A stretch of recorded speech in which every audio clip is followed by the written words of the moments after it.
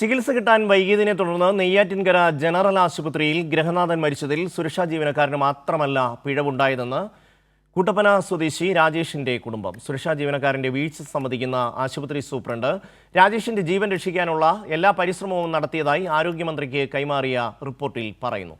അതേസമയം ആശുപത്രിയിൽ ഉണ്ടായത് ഗുരുതര വീഴ്ച എന്ന വിമർശനവുമായി ഡോക്ടർ ഹാരിസ് ചിറക്കൽ രംഗത്ത് വന്നു. അടുത്ത നെഞ്ചുവേദനയാണെന്ന് അറിയിച്ചിട്ടും അത്യാഹിത വിഭാഗത്തിലേക്ക് കടത്തിവിടാൻ സുരക്ഷാ ജീവനക്കാരൻ തയ്യാറായില്ല എന്നാണ് കുടുംബത്തിന്റെ പരാതി. മറ്റു രോഗികൾക്കൊപ്പം വരിയിൽ നിൽക്കാൻ ആവശ്യപ്പെട്ടു. ആവർത്തിച്ച് പറഞ്ഞിട്ടും ഡോക്ടറെ കാണാൻ രാജേഷിനെ അനുവദിച്ചില്ല.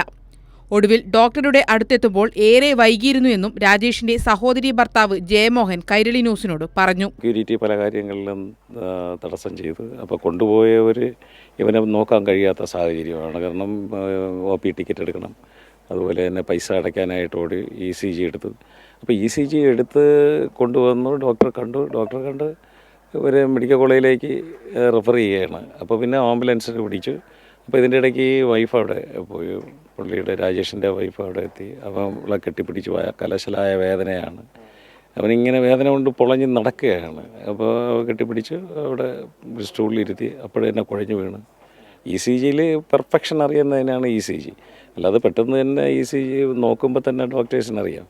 അപ്പോൾ ECG കൊണ്ടുവന്ന സമയത്ത് തന്നെ, ECGയുടെ റിപ്പോർട്ട് വന്ന സമയത്ത് തന്നെ മെഡിക്കൽ കോളേജിൽ റെഫർ ചെയ്യാൻ വേണ്ടിയാണ് അവർ പ്രാധാന്യം കാണിച്ചത്. പക്ഷെ അവർക്ക് അവിടെ CPR മുതലുള്ള ഇത് പരിചരണം കൊടുക്കാം, ഇഞ്ചക്ഷൻ കൊടുക്കാം, ഫസ്റ്റ് എയ്ഡ് അത് ചെയ്യാമായിരുന്നു. അപ്പോൾ ഫസ്റ്റ് എയ്ഡിലും വീഴ്ച സംഭവിച്ചു. വീഴ്ച പല രീതിയിലാണ്, സെക്യൂരിറ്റിയുടെ ഭാഗത്തും എല്ലാവരുടെ ഭാഗത്തും വീഴ്ച വന്നു. നമുക്ക് നഷ്ടപ്പെട്ടത് 52 വയസ്സായ എൻ്റെ ഭാര്യ സഹോദരനാണ്, കുടുംബത്തിൻ്റെ അത്താണിയാണ്. അവൻ വെറും കൂലിവേല ചെയ്തതുപോലെ, കൂലിപ്പണി ചെയ്യും പോലെ ഇങ്ങനെ ഓടിയാണ് കുടുംബം പോറ്റിക്കൊണ്ടിരുന്നത്. അതേസമയം ആശുപത്രിയിൽ ആവശ്യത്തിന് ഡോക്ടർമാർ ഇല്ലാത്തത് രോഗികളെ വലയ്ക്കുകയാണ് എന്ന ആക്ഷേപം ഉയരുന്നുണ്ട്. നേരത്തെ അത്യാഹിത വിഭാഗത്തിൽ മാത്രം 3 ഡോക്ടർമാർ ഉണ്ടായിരുന്നു.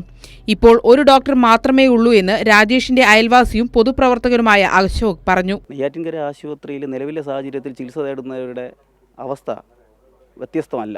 കാരണം ഇന്നത്തെ സാഹചര്യത്തിൽ നെയ്യാറ്റിൻകര ആശുപത്രിയിൽ ഒരു പേഷ്യൻ്റ് എത്തിക്കഴിഞ്ഞാൽ, ക്രിട്ടിക്കലായിട്ടൊരു കാഷ്വാലിറ്റി പേഷ്യൻ്റ് എത്തിക്കഴിഞ്ഞാൽ അവരെ വേണ്ട രീതിയിൽ പരിചരിക്കാൻ വേണ്ടുന്ന ഡോക്ടർമാരില്ല എന്നുള്ളതാണ് യാഥാർത്ഥ്യം.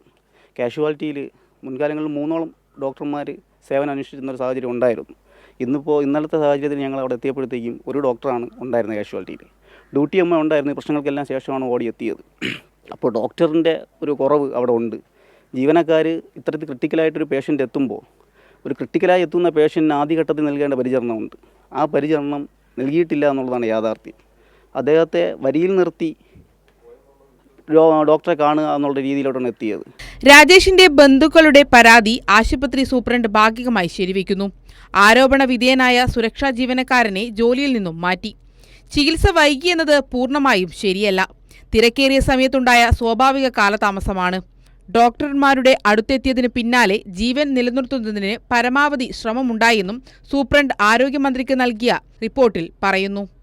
ജീവനക്കാർക്ക് അനാസ്ഥയുണ്ടായെന്നും ക്യൂവിൽ നിർത്തിയും OP ടിക്കറ്റ് എടുക്കാൻ പറഞ്ഞു വിട്ടുമല്ല നെഞ്ചുവേദന കൈകാര്യം ചെയ്യേണ്ടതെന്ന് ഡോക്ടർ ഹാരിസ് ചിറക്കൽ ഫേസ്ബുക്കിൽ വിമർശിച്ചു.